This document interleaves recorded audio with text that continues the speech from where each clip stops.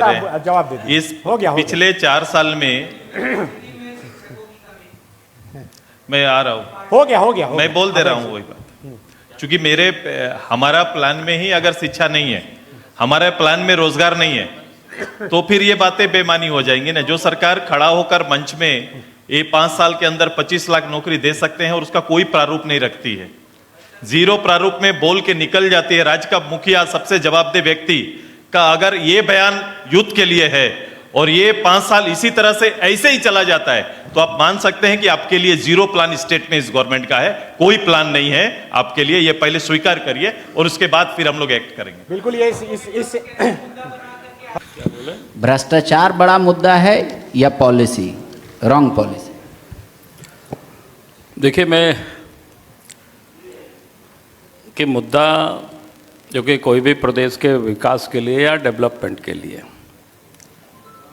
जब तक हम भ्रष्टाचार को समाप्त नहीं करते हैं या उस पर हम चोट नहीं करते, उसके अंदर में भ्रष्टाचारियों के अंदर में हम भय नहीं पैदा करते हैं, तो फिर कोई भी विकास का काम आगे नहीं हो सकता। आपने नीति तो बहुत अच्छे बना दिया, नीति नहीं बनी हुई है, पॉलिसी नहीं बनी हुई है, ऐसा तो है नहीं। सरकार के पास पॉलिसी है सब कुछ, लेकिन उस पॉलिसी का कोई पालन नहीं होता है। यानी भ्रष्टाचार के लिए अगर आप सबको छोड़ देंगे तो लोग लूटते रहेगा, आपकी पॉलिसी बनी रहेगी, वो पॉलिसी आपका किताब में रहेगा, फाइलों में रहेगी। तो इसीलिए मैं समझता हूँ कि पॉलिसी कह करके हम ये भाग नहीं सकते। पॉलिसी बनी हुई है जितनी, हाँ, उस पॉलिसी में कोई कमी होगी तो उसको मजबूत करे, ठीक करे। लेकिन आज के तारीख में झारखंड में भ्रष्टाचार सबसे बड़ा मुद्दा है, और भ्रष्टाचार के कारण ही मैं कह सकता हूं कि झारखंड आगे बढ़ते हुए दिख नहीं रहा है। भले आप यहाँ का लिखा हुआ है कि अब रफ्तार पकड़ने को तैयार है झारखंड, लेकिन मुझे ऐसा नहीं लगता है। ये ठीक है, फॉलोअप के लिए रफ्तार हो सकता है, लेकिन झारखंड के डेवलपमेंट के लिए कोई रफ्तार है ऐसा मुझे दिखता नहीं है। अच्छा बाबूलाल जी, इसी से जुड़ा सवाल है। आप पहले मुख्यमंत्री बने थे इस राज्य के। ऐसा कहा जाता है कि उस समय ज्योतिषियों ने, पंडितों ने 15 नवंबर की जो तिथि थी राज्य गठन की, उसको उपयुक्त नहीं माना था। क्या इसमें कोई सच्चाई है? देखिए, पहली बात तो मैं कहूँगा कि भाई हम कोई ज्योतिष तो है नहीं कि हम आपको बतावें कि उस समय का मुहूर्त ठीक था नहीं था, ये कहना कठिन है। और मेरी जानकारी में शायद देश की स्वतंत्रता भी 15 अगस्त 1947 को वो भी रात्रि में ही हुआ था। तो इसलिए ऐसा कुछ नहीं है कि अगर हम अपने दायित्वों से जो लोग भागता है काम से, तो फिर इधर उधर लोग फेंकने लगते हैं कि भाई ये मुहूर्त ठीक नहीं था, वो मुहूर्त ठीक नहीं था। और ये जितनी भी मुहूर्त जिसको लोग कहते हैं ना, जैसा कृष्ण पक्ष में भगवान कृष्ण का जन्म हुआ है, लेकिन उन्होंने इस संसार को, इस मानव जाति को उन्होंने एक मार्ग दिया, रास्ता दिया, और जिसे हम पूछते हैं आज भी। तो इसलिए कौन कब जन्मा, किस मुहूर्त में, यह विषय बहुत अधिक नहीं मैं मानता हो सकता है। लेकिन मैं समझता हूँ कि इस प्रकार की बात कह करके लोग बाएं दाएं भागने की कोशिश करते हैं। और कोई 12 बजे रात में भी पैदा हुए होंगे। हम अपनी माँ से पूछते हैं कि भाई हम कब पैदा लिए, माँ तो बहुत पढ़े लिखे नहीं थी। गांव में हम बच्चे पैदा लिए तो बोला कि बेटा कि सूर्यास्त होने के पहले शायद पैदा हुए होंगे, क्योंकि वो प्रसव पीड़ा में रही होगी घर में, तो उनको कोई बहुत अंदाज भी नहीं होगा। तो कहने का अर्थ ये है कि भाई कौन कहाँ कब पैदा होता है आपके बस में नहीं होता है। ये आपके बस में है कि पैदा होने के बाद उनके परिवारिक आप किस प्रकार से करते हैं, उनको कैसे बढ़ाते हैं, ये आपके बस में है। आप ठीक से परिवारिश नहीं करेंगे उस बच्चे की, तो उनका विकास नहीं हो सकेगा। सरयू जी से मेरा सवाल होगा कि राज को बनते हुए आपने देखा, आगे चलते हुए देखा, कहाँ आपको लगता है कि कमी रह गई, या वाकई में राज को 25 वर्षों में जो करना था वो अटेंड हो चुका है? नहीं, राज्य के बनने के बाद कोई भी सरकार रहती है, अपने हिसाब से काम शुरू करती है, उसमें कमी बेसी होता है। पहली सरकार बनी थी, उसने एक रास्ता बनाया था, अब लोकतंत्र है, पार्टियां हैं, सरकार हैं, तरह तरह के मुद्दे आते हैं, तो हम जो सोचते हैं कि इस एक सीधी रेखा में हम चलेंगे वो हो नहीं पाता है और रास्ते बदलते रहते हैं। मगर नीति अगर बन जाती है और उस नीति पर कोई कायम रहे तो नतीजे आते हैं। शुरू में 2000 से 2005 के बीच में तो प्रगति की रफ्तार सामान्य रूप से सही थी, कार्यक्रम भी लागू हो रहे थे और उसके नतीजे भी आ रहे थे। उसके बाद जैसी स्थिति बनी उसमें पहले की नीतियां तो गौण हो गई। 2006 के बाद से 12, 13, 14 तक सरकारें बनी, बदली, मुख्यमंत्री आए, कुछ दिन के बाद मुख्यमंत्री बदल गए, ये होता रहा। तो इस बीच में कोई ठोस नीति नहीं हो पाई थी। बाबूलाल जी ने कहा कि नीति और भ्रष्टाचार की बात है, तो भ्रष्टाचार के बारे में तो आम कहावत है कि जैसे ग्रीस होता है मशीन में डालते हैं कि मशीन स्मूथली चलेगी, या दाल है उसमें नमक हो जाता है। अगर भ्रष्टाचार या अनियमितता इस सीमा तक रहे तो लोग मानते हैं कि इस भ्रष्टाचार के साथ साथ प्रगति तेज रफ्तार पकड़ेगी। और भ्रष्टाचार होता है तो लोग मानते हैं कि भाई गति विकास की तेज होगी। दूसरे जो राज्य हैं, हर राज्य में आज की राजनीति में ही नीतियों से विचलन या जिसको हम भ्रष्टाचार कहते हैं वो दिखाई पड़ता है। झारखंड के साथ है कि भ्रष्टाचार बढ़ते जा रहा है मगर विकास की गति नहीं बढ़ रही है, इतना ही अंतर है। 2005 के बाद जैसी सरकारें आईं 2014 तक तो बहुत ही स्थिरता नहीं थी। इस नाते इस बीच में चूँकि झारखंड में संसाधन है तो कोई सरकार नहीं भी काम करेगी तब भी विकास होगा, जीडीपी बढ़ती रहेगी, प्रति व्यक्ति आय बढ़ती रहेगी सामान्य तौर पर भी। पर इस जो बीच का 2006 से 2014 के बीच का जो समय था ना, इस समय में राज्य का विकास जिस गति से होना चाहिए वो नहीं हुआ। और 2000 से 2005 तक जो नीति चली, धारा चली विकास की, उसमें व्यवधान हो गया। ये मेरा अपना अनुमान है। तो जैसे आपने कहा कि दाल में नमक जरूरी है, गाड़ी के पार्ट्स में ग्रीस जरूरी है, सत्ता में भ्रष्टाचार जरूरी है, ऐसा एक तबका मानता है कि उससे फास्ट होता है काम। सीमा तक रहे, तब उस सीमा तक रहे भ्रष्टाचार तो वह नुकसान नहीं पहुंचाता है। ठीक है, लेकिन आपका भ्रष्टाचार बड़ा है, मेरा वाला छोटा था। कोई भी आदमी काम करेगा, जो काम करेगा तो काम करते समय तो गलती होगी, काम करते समय गलती होती है। अगर उस गलती की ओर कोई संकेत कर देता है कि आप गलती कर रहे हैं और गलती करने वाले ने गलती सुधार दिया तो भ्रष्टाचार का अंत वहीं हो जाता है। अगर चेतावनी देने के बाद, सूचना देने के बाद भी अगर आप उसी रास्ते पर चल रहे हैं तो वह भ्रष्टाचार नुकसानदेह होता है। काम करते समय गलतियां हैं, इसीलिए मैंने शुरू में ही कहा कि कुछ न कुछ नीति बन गई, कार्यक्रम बन गए, विचलन होता है। यह विचलन ही भ्रष्टाचार का संकेत होता है। हमारे कार्यों में जाने अनजाने हो जाना एक अलग बात है, मगर हम अगर ये मान लें कि हमको भ्रष्टाचार ही करना है और उसके लिए हम नीति बनाते हैं, तब ऐसी समस्याएं खड़ा होती हैं जो आज खड़ा हो रही हैं। सुदेश जी से एक सवाल है। सुदेश जी लगातार उठाते भी रहे हैं 1932 का खतियान, डोमिसाइल, स्थानीय नीति, और इन पर आरोप भी लगता है जब सत्ता में रहते हैं तो इन चीज़ों को ये करा नहीं पाते हैं, बाहर जब रहते हैं सत्ता से तो इसकी मांग करते हैं। और युवा जो है झारखंड का वो आज मतलब बिखरा हुआ है, मतलब उसका ख्वाब जो है सो कमज़ोर हो गया है। तो ये डोमिसाइल, स्थानीय नीति और 1932 के खतियान का हल क्या है? पॉलिटिकल मांग अलग चीज़ है, लेकिन इसका हल क्या है?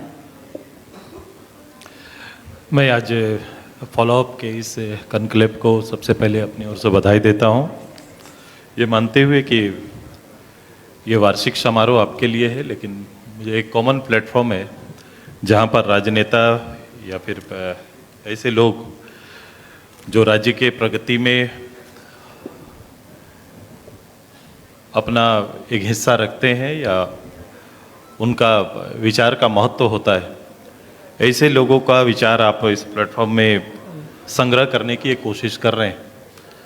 इसलिए मैं पहले प्लेटफॉर्म को बधाई देता हूं। मैं आपके टैग लाइन पे नहीं जा रहा हूं और आपके कुछ सवालों पर ऐसे ही नहीं चला जा रहा हूं। मैं आपको ये मानता हूं जितेंद्र जी कि आप प्रदेश गठन के समय से इस 24-25 साल के सफ़र में एक पत्रकार की भूमिका में प्रदेश को व्यक्तिगत रूप से भी देखा है। आपके प्रभात खबर में होने का या किसी और खबर में होने का या फॉलोअप में आने का, इन चीज़ों को छोड़ दीजिए। एक कॉमन पत्रकार के रूप में आपने चीज़ों को बहुत मजबूती से देखा है और एक पत्रकार के रूप में मूल्यांकन भी कर रहे हैं। जिस समय और जिन विषय को लेकर आपका प्रश्न है कि राज्य में एक स्थानीय नीति बने, मुझे लगता है कि राज्य स्थापना के बाद ही इस विषय को लेकर मेरे सामने आदरणीय मुख्यमंत्री जी हैं तत्कालीन, इसकी पहल हुई और पहल हुई इसी रास्ते पर पहल हुई, इसी को आधार बनाकर पहल हुई। तत्काल उस समय की परिस्थिति, न्यायालय का हस्तक्षेप, जिसके कारण स्पष्ट रूप से ये विषय आ नहीं पाया। अभी आदरणीय सरजू राय जी ने स्टेट के एक चीज को बड़ा क्लियर कर दिया कि राज्य की स्थापना और स्थापना से 2000 से 2005 तक, उसमें भी एक गवर्नमेंट को एक जनादेश के साथ हम लोग बैठे जो थोड़ी स्थिर चली थी, फिर भी उसमें 2 गवर्नमेंट बन गए थे, 2 सरकारें बन गई। आधा खुद मुख्यमंत्री जी का, बाबूलाल जी का, और एक फिर अर्जुन मुंडा जी का आ गया था। उसके बाद का जो समय है 2005 से लेकर 14 तक का समय अस्थिर समय रहा है। कभी भी स्पष्ट जनादेश ना होने के कारण सरकारों का आना जाना रहा और अल्प समय पर रहे, जब नीतियों पर काम नहीं किया जा सकता है। 14 के बाद थोड़ा स्पष्ट जनादेश आया तो काम भी हुआ। उस समय भी ये विषय आया कि स्थानीय कौन, ये बहुत बड़ा विषय था कि स्थानीय कौन होंगे, परिभाषित करिए और स्थानीयता का को स्पष्ट करिए। तब भी आया विषय, स्थानीयता पर बात भी हुआ। सरकार ने एक लाइन भी खींच दिया कि चलो इसको हम मानते हैं, ये 80, 84, 85 जो भी एक लाइन उन्होंने तय किया उसको मानते हैं, इसके आधार पर अब आगे हम लोग काम करेंगे। फिर आगे बढ़े, एक जनादेश फिर आता है। वो जनादेश होता है फिर से 1932 का एक टैगलाइन के साथ फिर से जनादेश आता है। आप माननीय मुख्यमंत्री जी अभी थे आपके बीच में, मुझे लगता है कि सबसे पहले पूछ लेना चाहिए कि जनादेश 2000 से 2014 तक कभी भी इस विषय को लेकर जनादेश नहीं माना गया। क्योंकि हम इस राज्य के एक संघर्षशील साथी रहे हैं, राज्य के निर्माण में यहाँ के लोकल लोगों की भागीदारी को समझते हैं, तो निश्चित रूप से हमें जब भी झारखंड राज्य की कल्पना या उसके बारे में चर्चाएं की जाती थी तो ये कहा जाता था गांव के लोगों को इस आंदोलन में शामिल करने के लिए एक छोटी सी बात को समझना पड़ता था कि प्रदेश अगर गठन होगा तो पटना से हम रांची आएंगे और रांची आएंगे तो आपके बाल बच्चों को अधिक अवसर मिलेगा। सीधे इस लाइन को लोग समझते थे और इसी के आधार पर आगे काम होने लगा। काम होने का जो भी संकेत मिला, उसी संकेत के आधार पर आगे हम लोग बात कर रहे हैं। मैं कहा कि अभी जो थे उन्होंने इसी को मुद्दा बनाकर पूरे राज्य भर में एक इशूज तैयार किया कि मेरी गवर्नमेंट आएगी तो सबसे पहला काम और यही निर्णय आएगा। आप अभी उनके 19 से लेकर अभी तक का जो सफर, जो उनका कार्यकाल रहा है, ये विषय को एक बार केवल एक राज्यादेश के रूप में विधानसभा में लाना और 9 शेड्यूल में डालने के लिए सीधे भेज देना और ये कहानी को, चैप्टर को बंद कर देना, ये खत्म हो गया। क्या राज्य सरकार के पास इतनी निहित शक्तियां तो होती है कि इसको अपने जो इन हाउस वैकेंसीज हैं उसके ऊपर तो लागू कर सकती है। अभी जो मंच में बैठकर अभी आपसे चर्चा की, बोले कौन सी नीति अभी राज्य में है, हमको बता दीजिए। 32 के आह्वान और उसके बल पर आने वाले लोग आज कौन सी नीति लेकर आए हैं और किस नीति के आधार पर नियुक्तियां हो रही है और इस नियुक्ति में कहाँ के लोग हैं, उनको प्राथमिकता क्या मिली है। अगर ये आपके लिए अगर मेजर इश्यूज और मुझसे जानना है तो ये वहां आना चाहिए कि जिनसे ये निर्णय आना चाहिए उनको पूछिए कि अभी जिस विषय के साथ ये जनादेश आपने हाका है, वो जनादेश में आपका इस विषय को साथ आपका संबंध ही टूट गया है, आपने संबंध तोड़ दिया है भाई साहब इसके साथ। लेकिन सवाल तो ये होता है, सरयू राय जी मेरी बात से इत्तेफाक रखेंगे, पॉलिटिकली राइट होना और लीगली राइट होने दोनों में अंतर है। हर दल यहाँ पे पॉलिटिकली राइट होना चाहता है, लीगली नहीं, और नहीं, खुल के ये बोलता भी नहीं है कि भाई लीगली संभव नहीं दोनों है। संभव है, दोनों संभव है। कैसे? दोनों संभव है, क्योंकि पूर्व में यही रिजर्वेशन का मामला जब था तो जब लीगली बात आई तो 50% से ऊपर नहीं जा सकते थे, लेकिन आज के दिन में जब भारत सरकार ने खुद सुप्रीम कोर्ट ने जब ये क्लियर कर दिया कि ये अब अहर्ता नहीं रही, 50% से ऊपर रिजर्वेशन तैयार किया जा सकता है, उन्होंने भी +10 कर लिया। तो इस राज्य के पास तो आज़ादी थी ना कि ऐसे प्रस्ताव लेके आते हैं और आरक्षण की सीमाओं को बढ़ा सकते थे, लेकिन उन्होंने नहीं किया, उन्होंने खेला फिर भी विधानसभा में। नहीं, बिहार तो किया, खारिज हो गया कोर्ट से। नहीं, फिर बिहार ने कोर्ट ने खारिज किया, लेकिन आधार भी बनाया कि हमने जनगणना उसके कराया। तर्कों को देखो, खारिज होने के तर्क जो हैं वो देखो, और आज भी फिर से कमिटमेंट के साथ, उसी विश्वास के साथ नीतीश बाबू वो राज्य के अंदर में उसी परिभाषा को, जिस परिभाषा को उन्होंने लागू किया था, फिर से वो जा रहे हैं। उच्च न्यायालय या सुप्रीम कोर्ट आपसे आपके दलीलों का आधार खोजता है, ट्रिपल टेस्ट जैसे विषय को खोजा जाता है, तो आप अगर प्रक्रिया पूरा करके नहीं जाते हैं तो कोर्ट आपसे यही कहता है कि इसके आधार को पूरा करके आइए, फिर हम आप इस काम को पूरा करें। अच्छा सुदेश जी, एक सवाल अब नया खड़ा हो रहा है इस स्टेट में। जब राज्य बना तो बाहरी भीतरी का मुद्दा यहाँ हमेशा रहा, आज भी है। अब एक बाहरी भीतरी के बाद कुर्मी और आदिवासी का एक मुद्दा खड़ा हो गया है, गांव-गांव में फ्रिक्शन हो रहा है। यह जो मुद्दा है यह झारखंड को कहाँ ले जा रहा है? क्या नॉर्थ ईस्ट बनने जा रहा है झारखंड? क्रिएटिव प्लान है ये, एक तैयार किया हुआ प्लान है जिसको थोपा जा रहा है। वो मंच अखबार हो सकता है, वो मंच कुछ सामाजिक मंच हो सकते हैं जहां इन चीज़ों को बनाकर थोपा जा रहा है। बाकी ये चीज़ें कभी नहीं थी। आप याद करो, जब इस विषय को लेकर हम लोग विधानसभा में आए थे 2004 में, इसी विषय को, जब पुराने दस्तावेज की बातें और आधार जरूर है, लेकिन इसका मूल आधार बना 2004 में, जब इसी राज्य में हमारी गवर्नमेंट ने 2004 में इसी को अनुसूचित जाति में शामिल करने का प्रस्ताव बनाकर यहाँ से भेजा। उस समय इन हाउस आपको कई ऐसे नेता मिलेंगे जो बाहर में भी मंच सजा रहे हैं, वो उस समय उस असेंबली के मेंबर थे।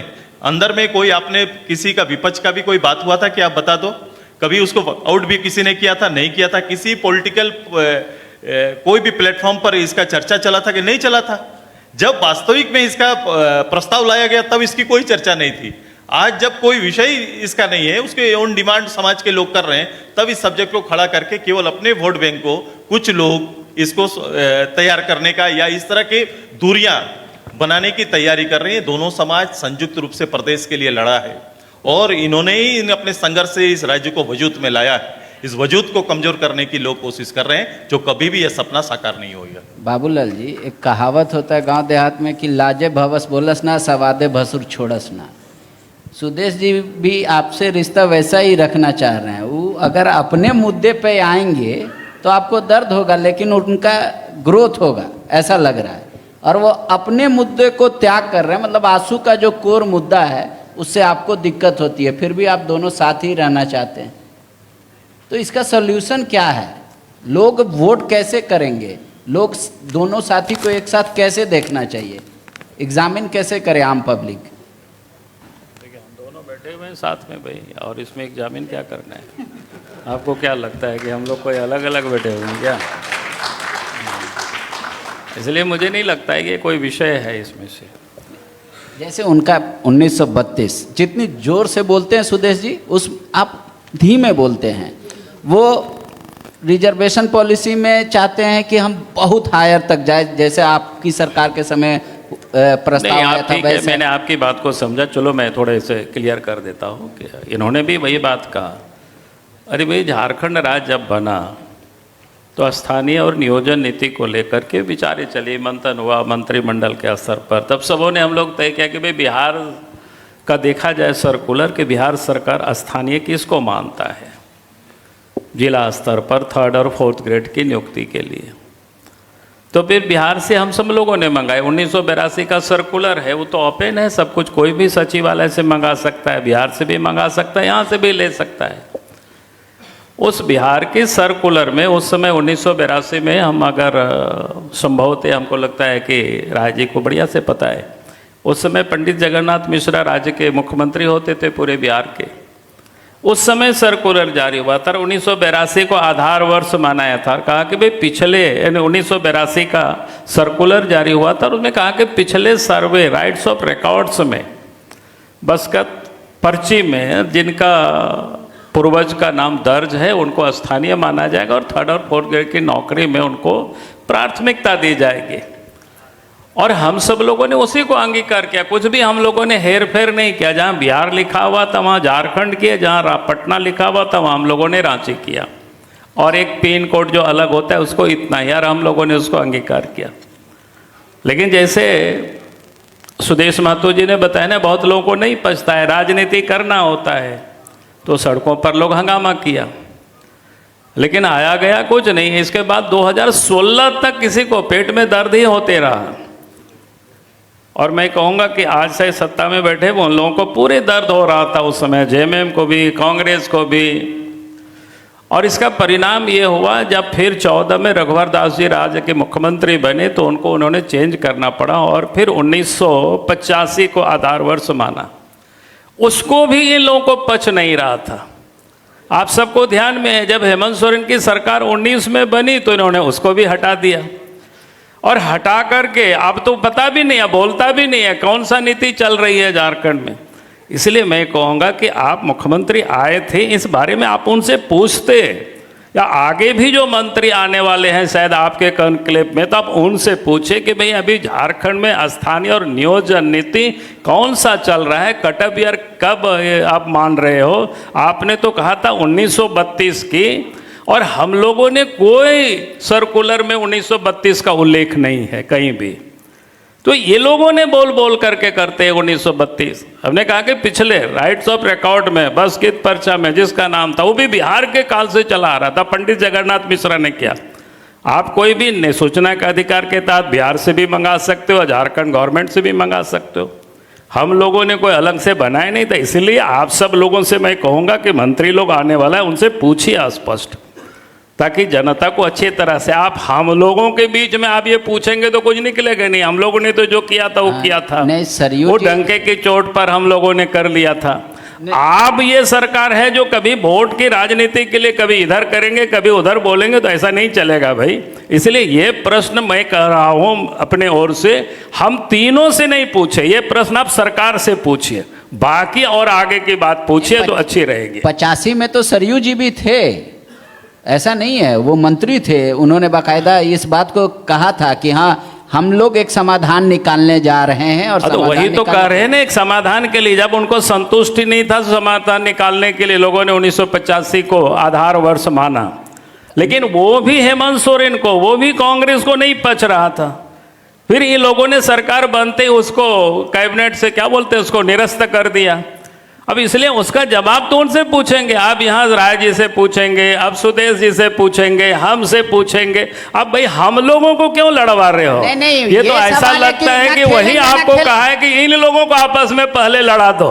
इसलिए मैं पांडे जी कहूंगा कि आप लड़ाना है तो उनसे पूछिए, हम लोगों से नहीं पूछते तो अच्छा रहता। बहुत बहुत धन्यवाद। नहीं सर, ये है कि ना खेलम ना खेले देव, खेलवे बिगाड़ देव, ऐसा तो खेल नहीं हो रहा है। सारे राजनीतिक दल इसका सोल्यूशन नहीं निकल रहे हैं।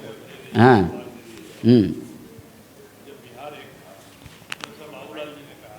ऑडियो क्लियर कीजिए उनका।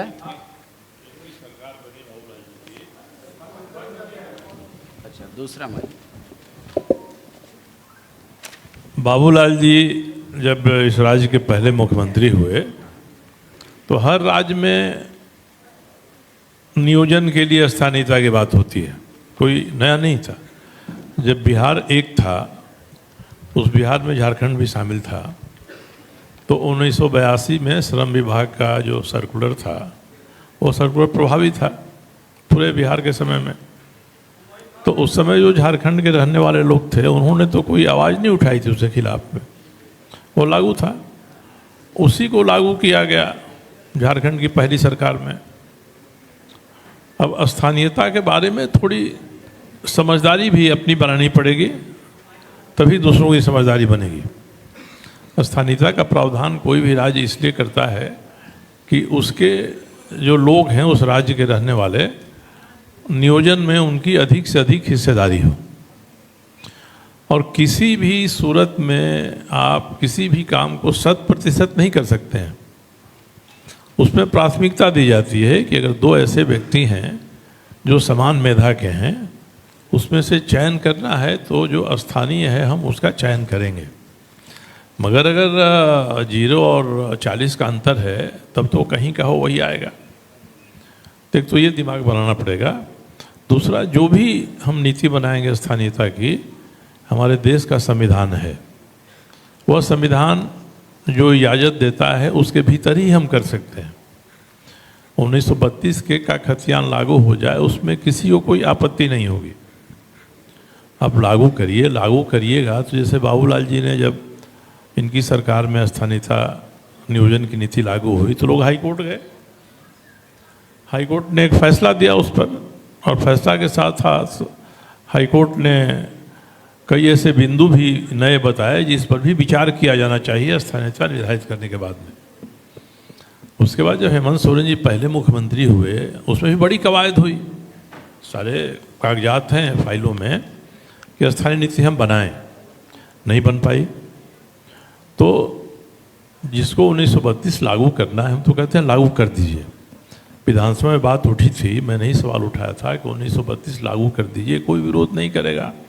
आपको ध्यान में होगा हेमंत जी ने मुख्यमंत्री के तौर पे विधानसभा में कहा था कि 1932 का खतियान लागू नहीं हो सकता है।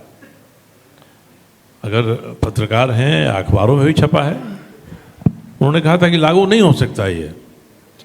अब उसके बाद अगले दिन से कुछ प्रतिक्रिया आने लगी समाज के भीतर से, तो बदल गए। अब फिर कहते हैं 1932 लागू होना चाहिए, तो उसको लागू कर देना चाहिए।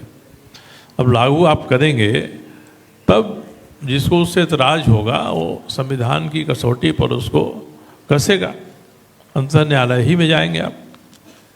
अब 1932 के खतियान का प्रस्ताव विधानसभा से पास करके भारत सरकार को भेज दिया गया। इसको कौन 9वीं अनुसूची में डाल दीजिए। अब सुप्रीम कोर्ट के 7 जजों के संवैधानिक बेंच का फैसला है कि अब जो 9वीं अनुसूची है 1973 के बाद से जो भी कानून बने हैं उनकी समीक्षा, न्यायिक समीक्षा हो सकती है, सुप्रीम कोर्ट कर सकता है। तो अब 9वीं अनुसूची का अर्थ आज की डेट में क्या रह गया है? कोई अर्थ नहीं रह गया है। तो इसीलिए कहते हैं कि 1932 लागू करना है, सरकार को हिम्मत के साथ उसको लागू कर देना चाहिए। अच्छा, जैसे 1985 किया गया, 1982 में बिहार में सर्कुलर निकला था, तो हम लोग की सरकार ने 1985 किया। बहुत लोगों का कहना था कि 2000 करिए, क्योंकि 2000 तक तो बिहार एक ही था, 2000 में अलग हुआ। फिर भी उसके 15 साल पीछे 85 किया गया। दूसरे राज्यों में भी स्थानीय नीतियाँ हैं, उन सभी नीतियों को यहाँ की सरकारों ने मंगाया है, देखा है। इसके बाद भी जब ऐसी स्थिति होती है, इसका मतलब है कि हमारे मन में, नियत में कहीं ऐसी खोट है कि हम साफ साफ निर्णय नहीं लेना चाह रहे हैं। आप निर्णय लीजिए, संवैधानिक कसौटी पर आपका निर्णय खरा होगा और निर्णय लागू हो जाएगा। नहीं खरा होगा तो लागू नहीं हो सकता है। एक सवाल सरयूरा जी आपसे, चूंकि आप उस समय सक्रिय भी थे और हम भी सक्रिय थे, अब बाबूलाल जी मुख्यमंत्री थे। बाबूलाल जी की जो सरकार गई 2003 में, मार्च 2003 में, उसके पीछे का एक कारण जो था वो भ्रष्टाचार था और समता पार्टी के जो मंत्री थे उनका मतलब गलत दबाव था। तो कहा जाता है कि भ्रष्टाचार की नींव जो है सो भाजपा ने ही 2003 में डाल दी। अगर उस समय भाजपा समझौता नहीं करती भ्रष्टाचार के साथ, समता पार्टी के मंत्रियों के दबाव के आगे नहीं झुकती, तो झारखंड का कैरियर कुछ और होता। क्या मानते हैं आप? नहीं, देखिए, जब बिहार से अलग झारखंड नहीं बना था तब भी भ्रष्टाचार था, तभी भ्रष्टाचार के आरोप लगते थे। जब पहली सरकार बनी और कई घटक उसमें हैं, तो जो घटक के मंत्री हैं या घटक दल हैं वो अपने अपने हिसाब से अपनी बढ़त बनाने के लिए कई शर्तें करते हैं। अब उसको एक बार केवल भ्रष्टाचार ही कह देना थोड़ी क्रूरता होगी। उन्होंने कुछ आवाज़ उठाया था तो उनकी जो बातें थीं अंत में तो इसी पर आई नहीं कि मुख्यमंत्री को आप बदल दीजिए, मगर उसके पहले भी तो एक मुख्यमंत्री, आभासी मुख्यमंत्री बन गए थे। इंदर सिंह नामदारी जी मुख्यमंत्री बन गए थे। उन्होंने कहा था कि मेरे पैरों में क्या घुंघरू बंधाओ और मेरी चाल देख लो। अब उसके 2 ही दिन बाद किसी ने अखबार में दिया कि क्या हुआ कि मैं जोर से नाची आज की घुंघरू टूट गए। दोनों ही बातें हो गई। तो जब राजनीति में हम कई लोगों को मिलाकर चलते हैं तो दल के जो नेता हैं, दल के नेताओं को कई चीज़ों को देखकर समझौता करना पड़ता है, और जो पार्टियां हैं वो दल के नेताओं के ऊपर ही अंतिम निर्णय छोड़ती हैं। तो इसलिए कोई भ्रष्टाचार उसके कारण से ही हो गया ऐसा नहीं है। और न उसके बाद उन लोगों ने भी, बाबूलाल जी मुख्यमंत्री नहीं रहे, जो सरकार बनी उसमें वो भागीदार बने, तो कहाँ उन सारी चीज़ों को कहा कि नहीं हम जो कहते थे उसको हम लागू करेंगे। तो जब मिला जुला कर चलते हैं हम लोग तो कई चीज़ों का कंसिडरेशन करना पड़ता है। इसलिए हमेशा ही जो दल है, दल का नेतृत्व जो फैसला करता है उस नेतृत्व के फैसले को ही सबसे बेहतर फैसला माना जाता है। सर, ऐसा लगता है कि 25 साल में युवा दौड़ रहा है, हाँफ जाता है। राजनीति कारण है। जैसे छात्र का आप उठाइए मुद्दा, एक एग्जाम ऐसा नहीं हुआ शायद ही झारखंड में जो क्वेश्चनेबल ना हो। तो कौन जिम्मेदार है इसके लिए? पॉलिसी, भ्रष्टाचार, नेता, ब्यूरोक्रेट्स? आपसे है सर। देखिए, आप कह रहे कौन जिम्मेवार है, मैं तो सीधा कहूँगा भाई सरकार जिम्मेवार है। सरकार का काम है सब देख रेख की। क्योंकि यहाँ बहुत से नए बच्चे लोग बैठे हुए हैं, शायद उनको याद नहीं होगा, जब हम सब लोग बिहार जब एक साथ थे, 2000 के पहले की घटना मैं बताता हूँ यहाँ। जब बिहार एग्जामिनेशन बोर्ड जब मैट्रिक का एग्ज़ाम लेता था तो आधा रिजल्ट आता था, यानी पास कर जाता था, आधा फेल कर, मैंने कुछ फेल कर जाता था, कुछ का तो पता ही नहीं चलता था रिजल्ट कहाँ रहता है। और ये मैं उसलिए कह रहा हूँ कि जब 98 में MP में हम नहीं बने थे, पॉलिटिकल पार्टी के हम अध्यक्ष हुआ करते थे बीजेपी के, तो उस समय बिहार स्कूल एग्जामिनेशन बोर्ड का एक ब्रांच ऑफिस यहाँ जिला स्कूल में होता था। तो एक दिन पैरवी करने के लिए संथाल परगना से एक आए कि भाई मेरा बच्चे का रिजल्ट पेंडिंग है, और हम वहाँ जब बोले कि चल करके थोड़ा सा बहुत मेहनत किया, कभी हम ऑफिस जाते नहीं थे, क्योंकि एक तो ट्राइबल, दूसरा हम डरते थे ऑफिस जाने में, क्योंकि मास्टर थे उस समय भी हमारा, जो हम जानते ऑफिस में क्या क्या गड़बड़ियाँ चलती है। तो हमने वहाँ देखा कि वहाँ तो मेला लगा हुआ है जिला स्कूल के मैदान में। उस समय के लोग होंगे तो याद कर ले कुछ। हम कई लोगों को पूछे कि भाई यहाँ काहे को आए हुए हो? बोला कि सर हमारे भी बच्चे का रिजल्ट नहीं आया है। हमने दुमका वाले दोस्तों को कहा कि भैया 2 ही काम होगा, या तो हम मार खाएंगे, तुम मार खाओगे, या तो आग लगा देंगे। हम ये बर्दाश्त नहीं कर सकते।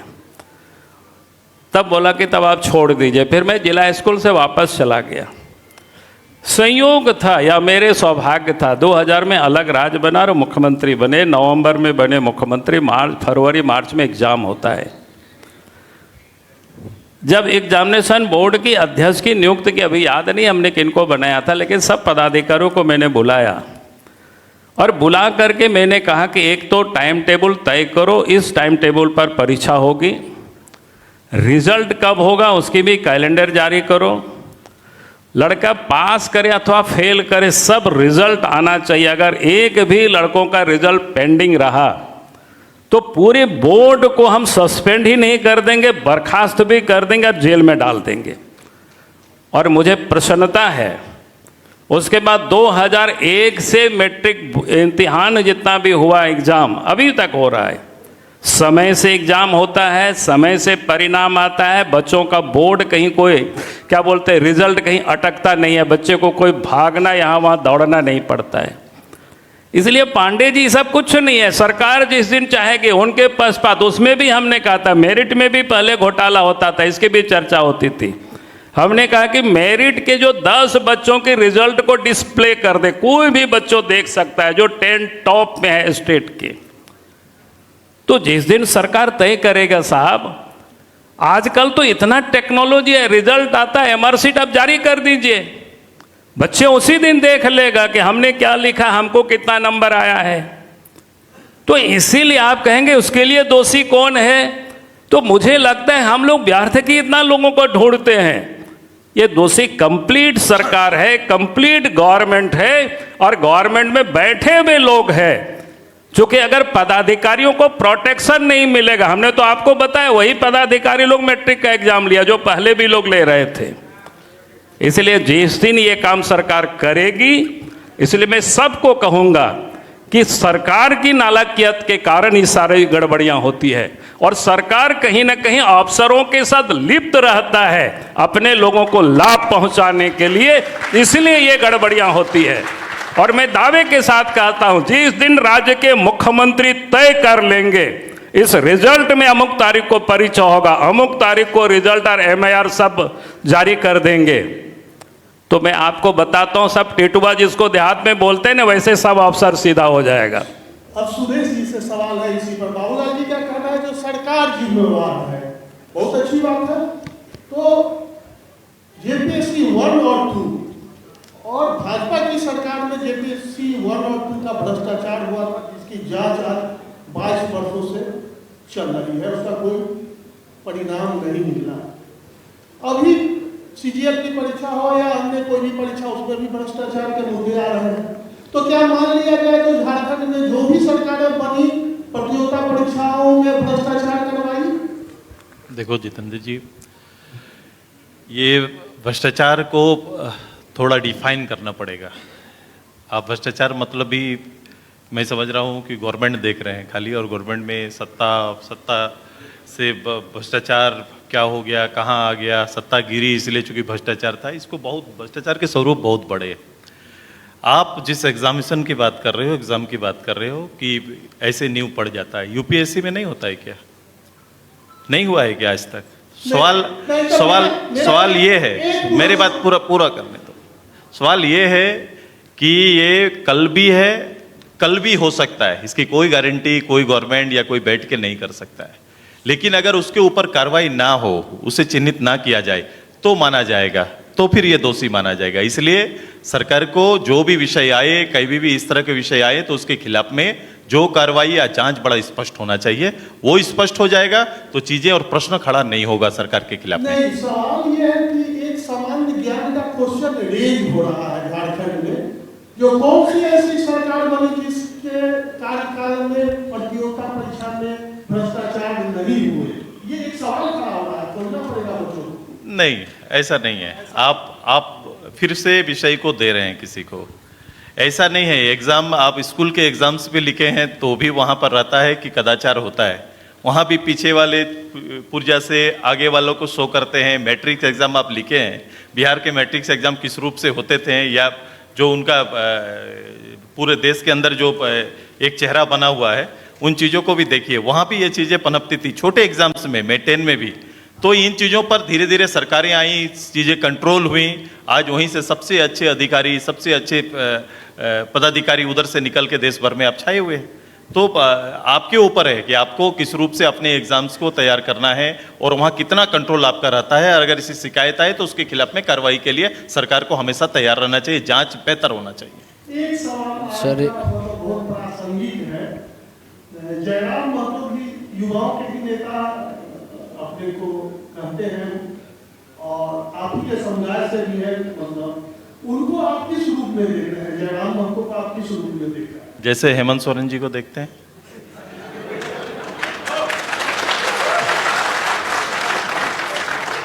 देखिए, एक दो सवाल अब हम लोग ऑडियंस की भी तरफ से लेंगे। कई सवाल हैं लेकिन सेशन का समय बहुत लंबा होता जा रहा है। जो सवाल करना चाहते हैं हमारे तीनों मेहमानों से कृपया अपने स्थान पे हाथ उठा दीजिएगा, माइक आप तक पहुंच जाएगा। हम लोग तो आग्रह है, सवाल संयमित होना चाहिए और शालीन होना चाहिए। ये कैसा होता हेलो है? ये कैसा मेरा सवाल भाजपा से है कि भाजपा गैर शासित राज्यों में वहाँ की उनकी विपक्ष की भूमिका बहुत अच्छी होती है, परंतु 2019 और 2025 के विधानसभा चुनाव के उपरांत भाजपा की विपक्ष की भूमिका यहाँ नगण्य नजर आती है। जो भी जैसे मुद्दे हो, वो रोजगार का मुद्दा हो, उच्च शिक्षण संस्थानों में शिक्षक भर्ती का मुद्दा हो, या उनके जो प्रमोशन का मुद्दा हो, यानी उच्च शिक्षण संबंधी मुद्दा का अगर बात करें, चाहे वो प्रोफेसरों की नियुक्ति हो समझ गए। इसमें भाजपा का मुद्दा एकदम आपका आ नगण्य गया सवाल। बाबूलाल जी, मेन मुद्दा छोड़ देती है बीजेपी झारखंड में, बाकी सब पे राजनीति होता है। बोल रहे कि असल मुद्दा यहाँ करते नहीं, आप विपक्ष की भूमिका भी अच्छे से अदा नहीं करते। नहीं, मैं कहूँगा कि शायद उनको ध्यान में नहीं, सरकार का तो यही आरोप रहता है, जितनी भी आंदोलन चलता है नौजवानों का रोजगार को लेकर के, तो सरकार का आरोप रहता है कि आंदोलन को यही बढ़ावा दे रहे हैं, यही लड़कों लोगों को सड़कों पर ला रहा है। आप याद करो, चाहे पारा टीचर का मामला हो, एक्साइज विभाग में सिपाही का, यानी रिक्त पदों को लेकर के सड़कों पर जब बच्चे निकलते हैं तो हम लोगों को बुलाते हैं, तो वहाँ भी अगर हम लोग पहुँचते हैं तो फिर सरकार को दिखने लगता है कि बीजेपी के द्वारा प्रायोजित है। और अपोजिशन का काम इतना ही होता है कि आवाज़ उठाना होता है, या सदन में हो सदन से बाहर हो, काम तो करना सरकार को होता है। इसीलिए आप ये कह रहे हैं कि बीजेपी अपना दायित्वों का निर्वाह नहीं कर रहे, मैं समझता हूँ ये गलत है। उनका कहना है कि मेन मुद्दा छूट जाता है हमारा, जैसे एजुकेशन, वो कह रहे थे कि हमारा प्रमोशन, हमारा पढ़ाई, ये सब मुद्दा नहीं होता, बाकी सब जैसे बांग्लादेशी वगैरह उठता है। देखिए, मैं कह रहा हूँ भाले, अभी तो आप विधानसभा का भाषण ही सुन लीजिए। कल मैंने कोई बांग्लादेशी का कुछ बोला ही नहीं। कल बिल्कुल नौकरी से लेकर के एक एक विषय को हमने कहीं भी इधर उधर नहीं लगा, बल्कि सत्ता पक्ष को उसका जवाब देना चाहिए था। वो क्या कर रहा था, को दिल्ली, आसाम, कहाँ कहाँ वे लोग घूम रहा था भाषण में, सरकार के मंत्री भी उस पर कुछ नहीं बोला। कल का मेरा भाषण आप पूरा देख लीजिए, 20 मिनट का भाषण होगा, तो मैंने सब बिल्कुल एक भी मैंने बाहर के विषय को नहीं छेड़ा। और कोई सवाल लेना चाहते? एक आप तीनों से सवाल होगा। हम लोग 25 साल में मान लीजिए अगर एडुकेशन पे ही जैसे चर्चा हुआ, नेत्रहाट था हम लोग के पास, BIT सिंदरी था, गजब चमकता था, संयुक्त बिहार में भी। हम लोग उसको भी नहीं बचा पा रहे हैं, ऐसा लग रहा है 25 वर्षों में। सरयू जाइए, अपना ओपिनियन रखेंगे सुदेश जी, और आप भी क्यों, मतलब इसका मतलब जो हमारे पास प्रॉपर्टी था वो भी चला जा रहा है, ऐसा लग। सवाल आ रहा है अभी? हाँ, मेरा सवाल बाबूलाल मरांडी जी से है। सर, आपने शुरू से झारखंड को देखा, आपने नेतृत्व भी किया है झारखंड का, तो मेरा एक छोटा सा सवाल है कि आपके नेतृत्व में कौन सा ऐसा काम था जो आप नहीं कर पाए, और वर्तमान नेतृत्व जो हेमंत सोरेन जी का है, ये कौन सा ऐसा काम है जो नहीं होना चाहिए, और भविष्य के विकास के लिए झारखंड में कौन सा ऐसा काम होना चाहिए आप लोगों के साथ, मतलब दोनों मिल के, जो झारखंड विकास आगे की तरक्की कर सके? देखिए, इसका तो कितना देर समय देंगे ये पता नहीं, चूँकि विषय आपका है वो थोड़ा लंबा है, लेकिन मैं फिर भी थोड़ा संक्षिप्त में, मैं बैठ जाओ। आपने जैसा कहा कि कौन सा काम आपने किया, कौन सा ऐसा लगा कि होना चाहिए, अभी भी होना चाहिए, तो मैं साफ कहता हूँ कि हमें स्पष्ट रूप से लगता है कि सरकार के जिम्मे जो काम होता है, सरकार का जो पहला ड्यूटी है, कर्तव्य है, वो जनता को सुरक्षा प्रदान करना। और जब राज्य बना था, बिहार से अलग हुआ था, उस समय उग्रवाद किस प्रकार से व्याप्त था, वो शायद उस समय के लोगों को आप पूछेंगे तो आपको लोग बताएगा। रांची से पलामू बस नहीं जाती थी, चतरा नहीं जाती थी, लाहौरदगा तरफ शाम होने के बाद बस नहीं जाती थी। गांव घरों से किसान खेत खलिहान छोड़ करके भाग चुके थे, यानी एक प्रकार से भय का माहौल था, और अपराध बेहताश था। अपराध के बारे में रांची वगैरह क्षेत्र में कोई अच्छी गाड़ियां लोग नहीं खरीदते थे व्यवसायी, कि उनके भी गाड़ी को कोई रंगदारी उनसे भी लोग मांग लेंगे। शाम में कोई दरवाज़ा लोग बंद कर देते थे, डॉक्टर भी अच्छे भले लोग, ये इंसान, ये स्थिति थी।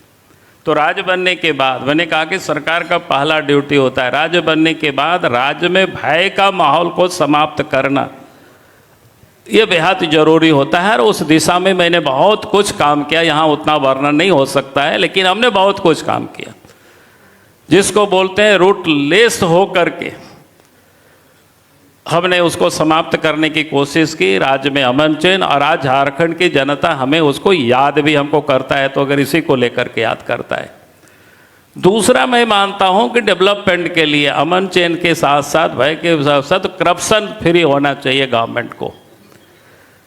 तो उस समय उस दिशा में कोई काम इस प्रकार से अटकता नहीं था, आज जिस प्रकार से हम सुनते हैं अटकता हुआ है। मेरा अपना मानना है कि ट्रांसफर पोस्टिंग में लोग कमीशन लेना बंद करें, पैसा लेना बंद करें, और विकास योजनाओं में कमीशन लेना बंद करें, तो भ्रष्टाचार आधे से अधिक कम हो जाएगी। और ये दोनों चीज ठीक हो जाएंगे तो बाकी चीजें फिर धीरे धीरे ठीक होगा। उसके बाद तो फिर यातायात की सुविधा आपको ठीक करना, यातायात की सुविधा में सड़क है, रेल है, हवाई सुविधा है, बंदरगाह है जो झारखंड से उपलब्ध है, क्योंकि इसी के माध्यम से विकास हो सकता है। उसके बाद शिक्षा है, स्वास्थ्य है, आपका पेयजल की सुविधा है, तो ये सारे जो बिजली है, ये सारे चीज़ों को आपको ठीक करना।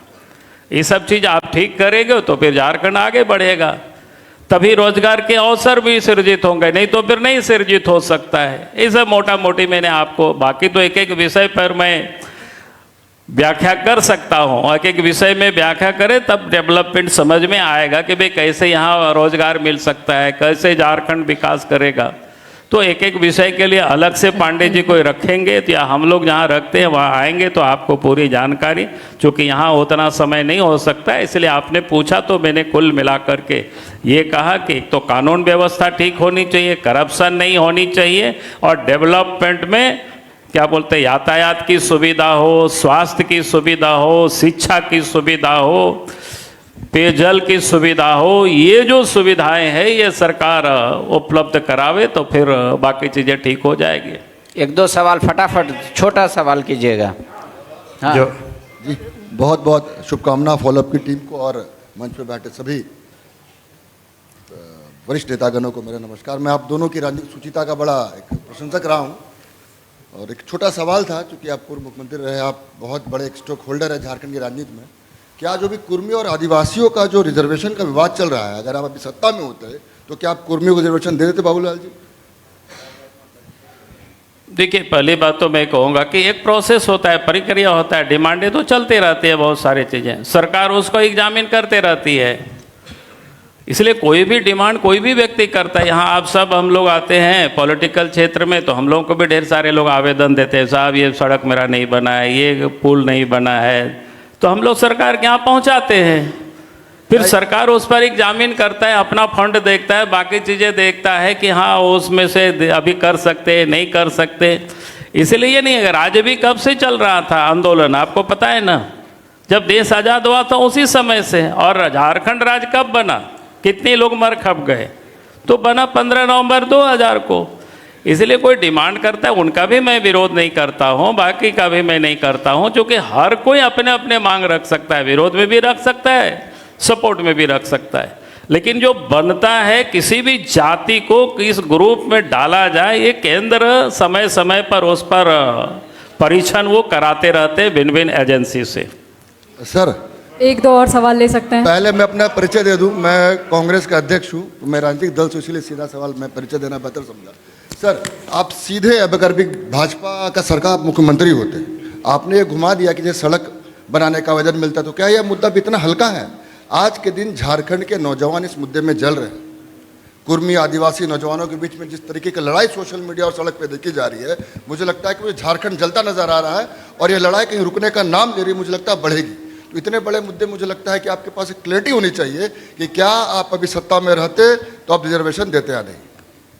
देखो, आपका जो प्रश्न है राजा जी, तो ये प्रश्न बड़ा स्पष्ट है, आप इनसे अलग से पूछ रहे हैं। 2004 में हमारे ही गवर्नमेंट ने तो इसके प्रपोजल को आगे बढ़ाया था ना, तो अलग अलग रूप से पूछने की कोई आवश्यकता नहीं है। हम इसको समझ रहे थे, इश्यूज को समझ रहे थे, और किसी की इच्छा से ये चीज़ें नहीं बनती है ना।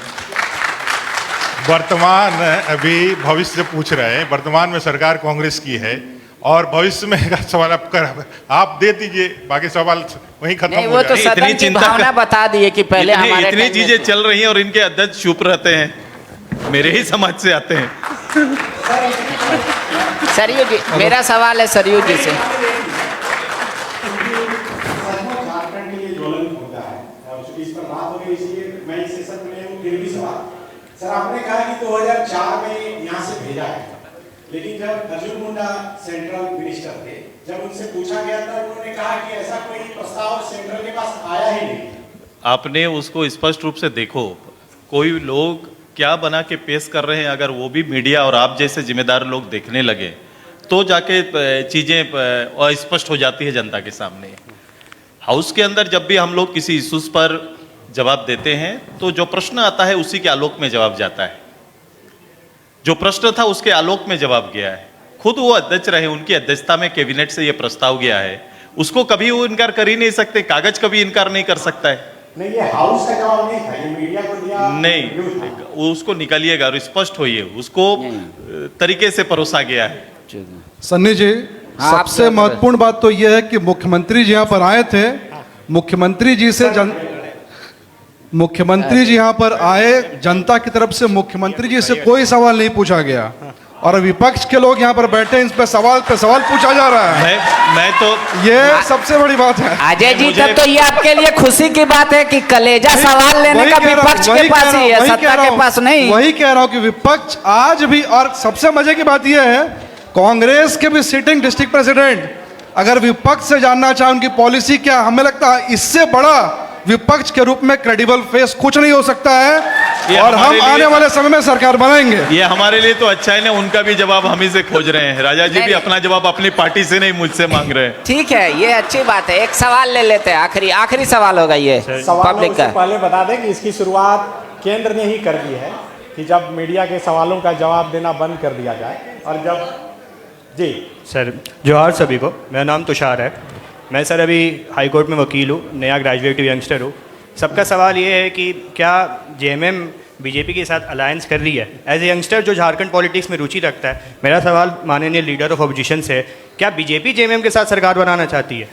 इस प्रकार की कहीं कोई दूर दूर तक कोई संभावना नहीं है। इतनी स्पेकुलेशंस हो जाती है सर, जब भी माननीय ऑनरेबल चीफ मिनिस्टर दिल्ली जाते हैं, आपके पार्टी के भी अरे भैया, कोई दिल्ली जाएगा, मुख्यमंत्री है, किसी से भी मिल सकता है मुख्यमंत्री। तो बाकी आपने जो पूछा उसकी मैंने बताया कि भाई दूर दूर तक कोई संभावना नहीं है, लेकिन एक बात अवश्य हमारी शिकायत रहेगा फॉलोअप से। हमको नहीं पता था कि मुख्यमंत्री से लोगों ने सवाल नहीं किया, तो ये तो बिल्कुल लगता है कि आप प्रायोजित है कि ताकि ये सवाल मैंने जानबूझ करके हम तीनों को लड़वाओ। नहीं, इसलिए हाँ भाई, और नहीं तो मुख्यमंत्री साहब ने क्यों सवाल नहीं किया? वो करवाते, वो कह के ही आए थे कि उनके पास समय की कमी नहीं, समय की क्या कमी नहीं है भाई, कौन सी कमी है? ये काम तो यही है, जनता की सवालों का जवाब नहीं देगा तो कौन सी काम करेगा मुख्यमंत्री? और क्या काम है मुख्यमंत्री का? ये तो आपको ऐसा बता दिया, काम ही नहीं है। अब जनता के सवालों के लिए उनको लाए कि भाषण देने के लिए, और ये हम लोगों को आपने कटघरे में इनको ये पूछ रहे हैं, हमको ये पूछ रहे हैं। भैया ऐसा मत राजनीति करिए आप लोग भाई, इतना मेरा आप सब लोगों से निवेदन रहेगा। अभी हमको नहीं पता था, अभी हमको ये ध्यान दिया तो ये हमको बड़ी कष्ट हुआ आपस में। पांडे जी, मैं सच बोल रहा हूँ, आपको सरकार को पूछना चाहिए था हर सवालों का, और पर्याप्त अवसर उनको नहीं था तो नहीं बुलाते उनको। नहीं, उनको तो उनको 1 घंटा बल्कि 2 घंटा उनको बुला के बैठाते और जनता के सवालों का जवाब देना उनका दायित्व है, हमारा दायित्व नहीं है। ये हम भी उनसे सवाल पूछते, हम तो विधानसभा में सवाल पूछते हैं, जनता कहाँ उनको सवाल पूछेंगे? इसी प्रकार के कार्यक्रमों में पूछेंगे उनसे। तो एक थोड़ा इसी विषय पर नहीं, आपने अगर ये सवाल बनाया कि कुर्मी इश्यूज पर यहाँ बात करनी है तो कुर्मी इश्यूज पर उनसे भी पूछना चाहिए था। 2019 में उन्होंने सिग्नेचर किया हुआ है कि इस इश्यूज को लेकर उनका सिग्नेचर हेमंत जी का किया हुआ है, उनसे पूछना चाहिए था कि आपकी राय क्या है। उनके पार्टी के अधिवेशन का प्रस्ताव है, ये प्रश्न उनसे नहीं बनता है। एक और सवाल। गुड आफ्टरनून, मैं इवाना चक्रवर्ती हूँ, Saint Xavier's College sociology department की है। मेरा सवाल समाजशास्त्रीय होगा क्योंकि मैं सोशियोलॉजिस्ट हूँ। आप सब ट्राइबल आइडेंटिटी की बात करते हैं, यूथ के फ्यूचर की बात करते हैं। जो डेमोग्राफिक चेंज हो रहा है झारखंड पे, उसका क्या प्रभाव पड़ेगा ट्राइबल आइडेंटिटी और यूथ के फ्यूचर पे? Thank you. किनसे सवाल? किनसे सवाल? बाबूलाल मरांडी जी एंड सुदेश महतो जी दोनों, क्योंकि वो यूथ के बारे में बात करते हैं, ट्राइबल आइडेंटिटी के बारे में बात करते हैं, तो दोनों जो भी जवाब देना चाहें। Thank you. चलो, आपने अच्छा प्रश्न पूछा।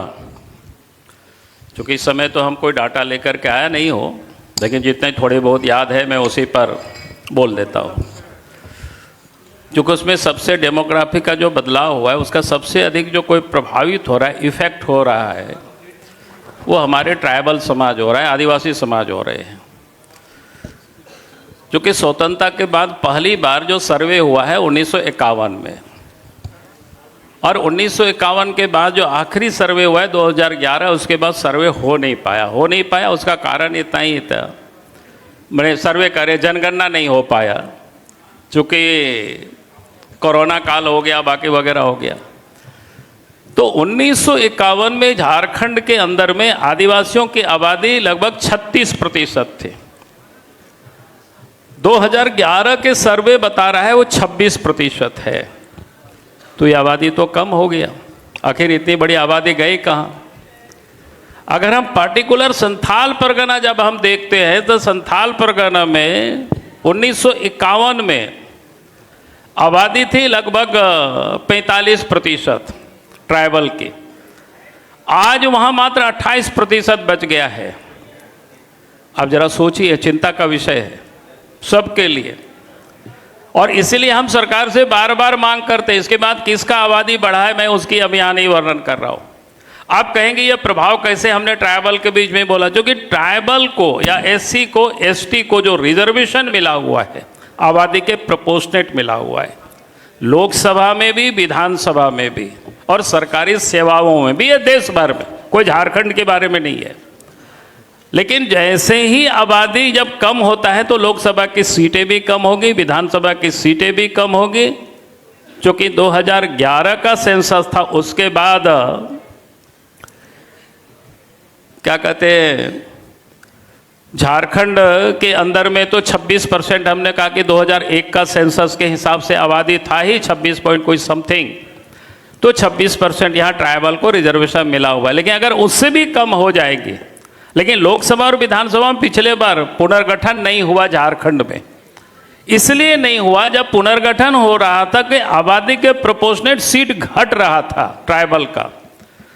हमें लगता है शायद 5 सीट विधानसभा का घट रहा था, 1 सीट लोकसभा का घट रहा था। फिर केंद्र ने, कांग्रेस की सरकार थी, केंद्र में सत्ता पक्ष और विपक्ष ने कहा कि भाई किन कारणों से यहाँ आबादी कम हुआ है, इसके कारण हम उनकी सीट को कम नहीं करेंगे। तो इस कारण से यहाँ फिर डिलिमिटेशन लागू नहीं हुआ झारखंड में। इस कारण से आज भी काफी लोगों के अंदर में तकलीफ है, और होना भी चाहिए था डिलिमिटेशन। तो आपने कहा कि डेमोग्राफी बदलता है तो क्या प्रभाव पड़ता है, किस प्रकार से प्रभाव पड़ता है, और इसके बाद कोई बाहर से आबादी जब बढ़ती है तो हमारा रोजी रोजगार भी कोई ले जाते हैं। और इसलिए चूंकि बांग्लादेश का सीमा सटा हुआ है बंगाल से, पहले बंगाल लोग आते हैं, बंगाल के बाद झारखंड, बिहार और देश के भिन्न भिन्न कोनों में आते हैं। आजकल तो सब दिख रहा है, जहाँ जहाँ भी एसआईआर हो रहा है वहाँ देख रहे हैं कि इतने लोग भाग रहे हैं बांग्लादेश, घर द्वार छोड़ करके अलग अलग राज्यों का जहाँ जहाँ एसआईआर हो रहा है। झारखंड में आपकी जानकारी के लिए जो मैया योजना के, जिसको हेमंत सोरेन करते हैं, घाटशिला क्षेत्र में कुछ क्या बोलते हैं, मैया योजना में पैसा मिल रहा था। कुछ किशनगंज के मुस्लिम परिवार थे, जो मुस्लिम परिवार किशनगंज बताया पता, कुछ मुर्शिदाबाद से। भाई आए कैसे यहाँ पर? जब पता चला, अखबार में छापा, हम लोगों ने भी तहकीकात किया, नाम तो कटा, भाग गए, लेकिन फिर कोई जांच नहीं हुआ। अगर जांच होता तो पता चलता कि वो सब विदेशी होंगे, बांग्लादेश से होंगे। तो ये डेमोग्राफी बदलता है तो सबको प्रभावित करता है। हमारे यहाँ के लोगों की रोजगार, हक सब ले जाते हैं। फिर जहाँ बसते हैं तो माटी, वहाँ का खेती बाड़ी सब पर वो कब्जा करते हैं। इसलिए सिंपल है इसमें से। ये एक सवाल सरयू राय जी से, इस पे एक थोड़ा और हम थोड़ा बोल देते हैं। आदरणीय अध्यक्ष जी ने कही दिया, ये चीजें किस दृष्टि से हम देख रहे हैं इसके ऊपर डिपेंड करता है। ये डेमोग्राफी चेंज होता है, जब औद्योगिकरण होगा तो ये चेंज आए हैं। ये आपका जब किसी एरिया में शहरीकरण की बढ़ेगा तो ये चीज़ें चेंज आएंगी। ये बदलाव आएगा। लेकिन गांव के अंदर में ये जो हो रहा है, जिस वनिस्पत शायद आपकी चिंता होगी, तो वो पलायन भी है। पलायन, जब हमारे लोग यहाँ से भाग रहे हैं, रोजगार के लिए बाहर जा रहे हैं, तो वहां का भी बदल रहा है। जहां जा रहे हैं वहां भी बदल रहा है। वहां भी अब सूरत के अंदर झारखंड देखने को आपको मिलेगा। अब सूरत चले जाइए, एक झारखंड वहां अलग से आपको दिखाई देगा। तो ये चीजें किस उद्देश्य से हम देख रहे हैं, ये देखना है। दूसरा, इन चीजों को अगर सबसे ज्यादा नुकसान की अगर बात करेंगे तो कमजोर वर्ग में सबसे ज्यादा नुकसान होता है। उस पर नुकसान होता है क्योंकि वो रोजी रोटी के लिए उनका पलायन ज्यादा हो रहा है और हमारे गांव टूट रहे हैं। हमारे गांव और गांव का जो पूरा सिस्टम है वो छूट रहा है। और जहां तक दूसरे देश के लोगों के आने का है, ये एक प्रशासनिक चूक है। कहीं ना कहीं प्रशासनिक चूक के कारण ये अवस्था है और सबसे ज्यादा केंद्रित रूप से इसको देखना चाहिए ताकि इन चीजों को हम लोग एटीटी स्थापित रख सकें। सरयू राय जी से मेरा एक सवाल है। सर, आप शांत बैठे हैं, इधर इधर सर। हाँ सर, आपकी पहचान भ्रष्टाचार के खिलाफ एक मजबूत लड़ाई के रूप में हुई है और फिलहाल जो झारखंड में परिदृश्य है, जिस तरह से एक के बाद एक ब्यूरोक्रेट्स पर आरोप लग रहे हैं और उनकी गिरफ्तारियां हो रही हैं, उनके पूरे परिवार से पूछताछ हो रही है, आपको क्या लगता है, क्या झारखंड में सचमुच में ब्यूरोक्रेट्स का यही हाल है? आप तो शुरू से देखते रहे हैं। देखिए, ब्यूरोक्रेट्स स्वच्छंद तभी होंगे जो उनको नियंत्रित करने वाली जो राजनीतिक नेतृत्व है वह उनके साथ मिला हुआ रहेगा। काम तो ब्यूरोक्रेट्स को ही करना है। अभी आज की डेट में रोज अखबारों में निकल रहा है, पहले मुख्यमंत्री जी के बड़ी करीबी थे विनय चौबे जी, इतने करीब थे कि उससे अधिक करीब कोई हो नहीं सकता। मगर आज लगता है कि झारखंड में केवल विनय चौबे शराब घोटाला यही है। और इसमें जिस तरह से जूनियर IAS अफसर हैं, जमशेदपुर में जो DC हैं, रामगढ़ में DC हैं, या एक यहाँ अमित कुमार जी हैं जो पहले थे, इन लोगों को बुलाया जा रहा है पूछताछ के लिए। और पूछताछ के लिए इनकी जो चिट्ठी गई है, उस चिट्ठी को बढ़िया से पढ़िए कानूनी एंगल से, तो उनको अभियुक्त मान के बुलाया जा रहा है, गवाह के रूप में नहीं बुलाया जा रहा है उनको। तो विनय चौबे जी के साथ साथ ये भी अभियुक्त हो गए। इस तीनों में से कोई भी अधिकारी ऐसा नहीं है कह सकते हैं कि ये गलत अधिकारी है, इसने गलत काम किया हो। तीनों की छवि अच्छी है, काम अच्छा किया है। तो अब निर्भर करता है कि हम भ्रष्टाचार को इस रूप में पहचान दे रहे हैं कि जिससे हमको नहीं बनती है, पड़ती है, जो हमारे खिलाफ है, उसको सजा देने के लिए हम और लोगों का इस्तेमाल करें। ED की बात बहुत की जाती है, CBI की बात बहुत की जाती है। जो ACB यहाँ कर रही है वो तो ED और CBI उसके सामने कुछ नहीं है, जिस तरह काम हो रहा है। 300 संचिकाएँ जो हमारा शराब विभाग एक्साइज डिपार्टमेंट है, उसको उठाकर ACB ले गई है।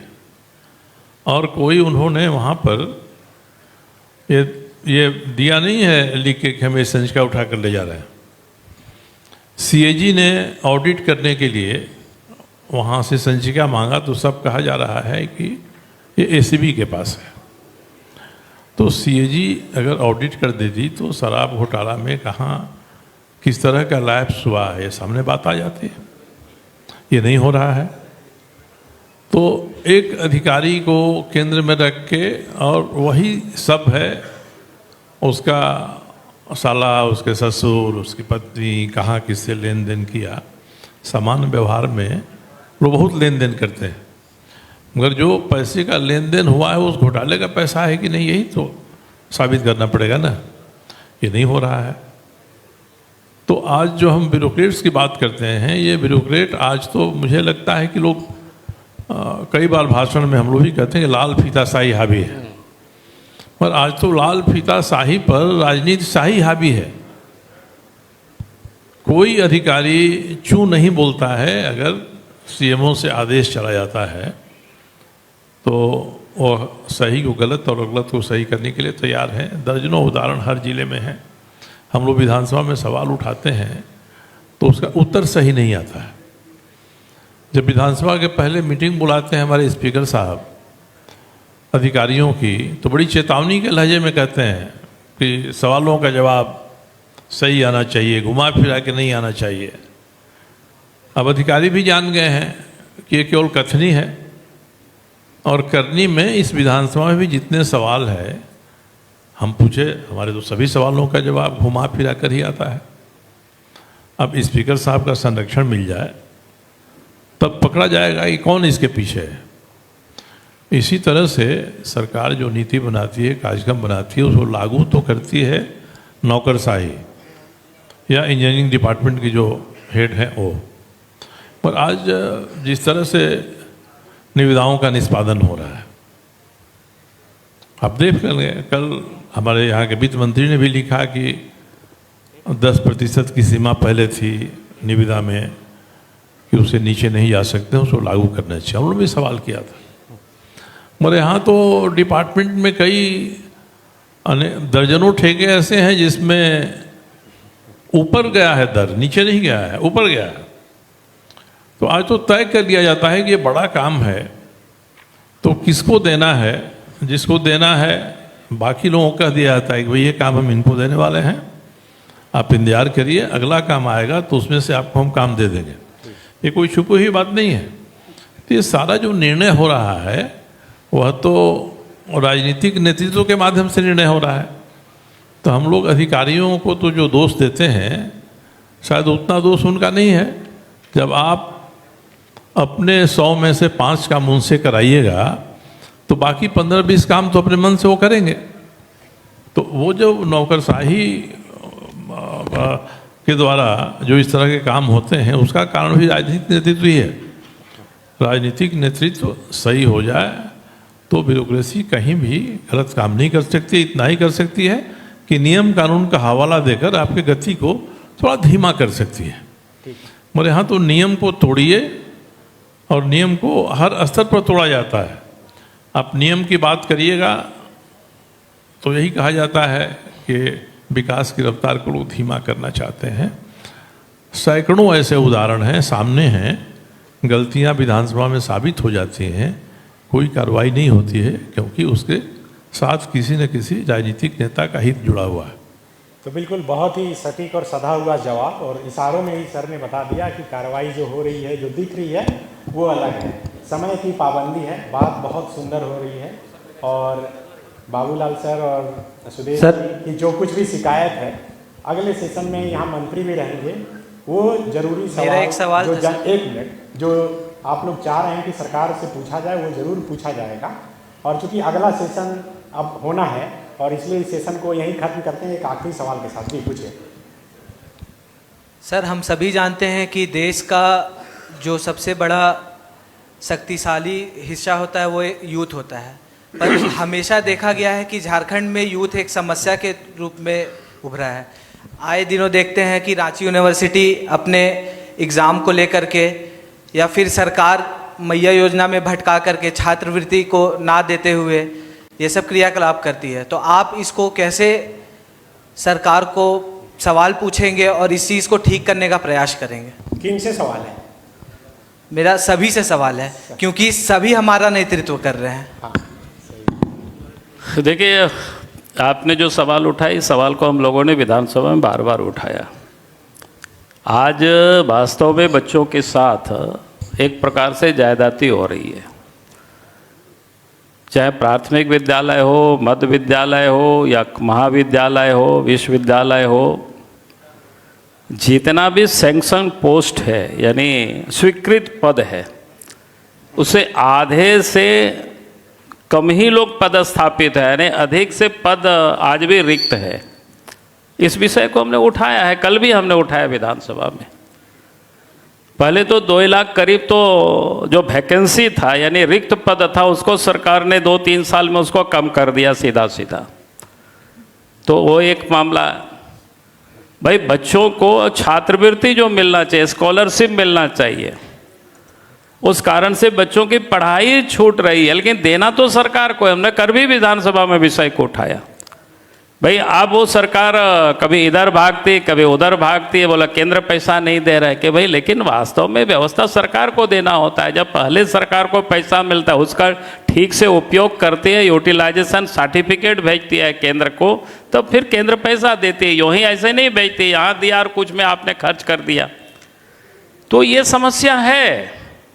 वैकेंसी का भी चर्चा ही हो गया सब जगह पर, नौजवान वास्तव में झारखंड में पीस रहा है। और एक बात मैं और कहूँगा कि नौजवानों के लिए कि आप ये ध्यान में रखें, 1% से भी आबादी का कम है सरकारी सर्विस झारखंड में, और आने वाला समय में और वो कम होने वाला है। क्योंकि इस समय आंकड़ा नहीं ले, हमको लगता है 3 लाख कोई समथिंग पोस्ट है जो क्या कहते हैं क्रिएट किया हुआ, सृजित किया हुआ पद है, और उसमें आधे खाली। अगर पूरा भर भी जाएगा तो आबादी 3.5 करोड़, यानी अब तो 4 करोड़ करीब करीब आबादी हो गया, यानी 1% से भी कम है। यानी अगर झारखंड की बड़ी आबादी को रोजगार देना है तो हमें यहाँ उद्योग धंधे को बढ़ाना पड़ेगा, उस क्षेत्रों में हमको विचार करना पड़ेगा। अब उद्योग धंधे को बढ़ाने के लिए क्या करना, जो हमने पहले ही कहा, एक तो कानून व्यवस्था ठीक हो, करप्शन नहीं हो, बिजली, पानी, शिक्षा, स्वास्थ्य, ये सारी चीज़ों को हम ठीक से करते हैं। शिक्षा, तो इसमें भी रोजगार का अवसर बढ़ता है। आप उसमें से सोचेंगे रोजगार का अवसर कैसे बढ़ता है, तो एक उदाहरण दे करके मैं समझा देता हूँ तो समझ में आ जाएगा बच्चों लोगों को। हम एक बार गए, भेलोर गए थे। भेलोर में पूरा देश से लोग जाते हैं इलाज कराने, तो हमने देखा कि अगल बगल में बहुत सारे लोग रहते हैं, भिन्न भिन्न जगहों पर, क्या कहते हैं लॉज टाइप के लोगों का घर है, मकान में लोग ठहरते हैं, यानी मकान मालिक को भाड़ा मिल जाता है, होटल में खाते हैं तो होटल भी चल जाता है। कहने का मतलब कितना बड़ा इकोनॉमिक है। अगर झारखंड में एक अच्छे हॉस्पिटल बन जाए, उदाहरण के लिए बता रहे हैं, और अच्छे बनता तो यहाँ के लोगों को भी इलाज की सुविधा होती, और देश से बाकी कोनों से भी लोग आते। जब यहाँ के लोग हैदराबाद जाते हैं, मद्रास जाते हैं, दिल्ली जाते हैं, तो हमारा पैसा, यहाँ का पैसा यहाँ भी रह जाता, और बाहर से भी आ करके हमको यहाँ पैसा मिलता, तो यहाँ के लोगों को रोजगार मिलता कि नहीं मिलता। एक उदाहरण बताते हैं, देवघर सावन में मेला लगता है, वो अलग बात है। सर्किट हाउस के बगल में अनुकंचल ठाकुर का एक आश्रम है। एक दिन हम देवघर में रुके हुए थे, शायद उनके यहाँ कोई फंक्शन वगैरह था, तो काफ़ी भीड़ भाड़ था। तो मैंने पूछा कि भीड़ भाड़ क्या है, बोला कि नहीं आश्रम में 3 दिनों तक मेला है। तो बोला कि सर यहाँ होटल में जगह नहीं मिलता है, हमारे ही कार्यकर्ता उनकी 2 होटल है। तो मैंने पूछा यार आपके होटल में वास्तव में जगह नहीं मिलता है? बोला कि सर बिल्कुल जगह नहीं मिलता है। हमने बोला कि आपकी होटल का न्यूनतम चार्ज क्या है, देवघर की मैं बात बता रहा हूँ इसी साल की। तो बताया कि सर होटल में जो न्यूनतम वो 4-5 हज़ार रुपया बताया भाड़ा। आप समझ लीजिए, अब होटल में आते हैं तो होटल में भाड़ा भी दे रहे हैं, रिक्शा में टेम्पो में घूमते हैं वहाँ भी भाड़ा दे रहे हैं, होटल में खाते हैं वहाँ भी। कितना बड़ा इकोनॉमी है, कितना बड़ा अर्थ है, कितने लोगों को रोजगार दे रहे हैं। कहने का मतलब हम शिक्षा है, स्वास्थ्य है, ये सारे जो बुनियादी चीजें हैं, कानून व्यवस्था को ठीक करेंगे, करप्शन को ठीक करेंगे, तब रोजगार के अवसर बढ़ेगा, तभी झारखंड की इतनी बड़ी आबादी को काम मिल पाएगी। नहीं तो नौजवान यही सोचते रहेंगे कि भाई नहीं सरकार हमको दे देगी। हमने कहा कि सरकार के पास 3 लाख नहीं 4 लाख से कम ही पद है यहाँ पर जो स्वीकृत पद है, उससे अधिक और स्वीकृत नहीं कर सकता है। बल्कि हेमंत सोरेन ने तो 3 साल में लगभग 2 लाख पद को उन्होंने समाप्त कर दिया।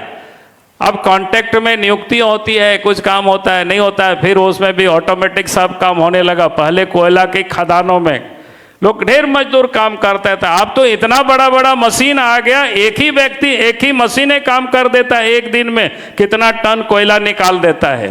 तो कहने का अर्थ है कि हमें इस चीज को समझना पड़ेगा। मैं नौजवानों से कह रहा हूं, और हमारी सरकार अगर उस दिशा में नहीं सोच के काम करेगी तो हम सब बेकार हो जाएंगे, बेरोजगार हो जाएंगे, झारखंड सबसे गरीब हो जाएगा। बहुत बहुत धन्यवाद। एक बहुत समय की कमी है सर। हाँ सर। केवल इस पे और थोड़ा स्पष्ट जो पूछना चाह रहा था मेरा एक भाई, वो फ्यूचर प्लान फॉर यूथ शायद यही पूछना चाह रहा था कि राज्य के अंदर फ्यूचर प्लान युवाओं का क्या है, चूंकि मैया पर आप फोकस थे। बोलो। नहीं हो गया, समय की कमी है। आप ही की बात को खाली कह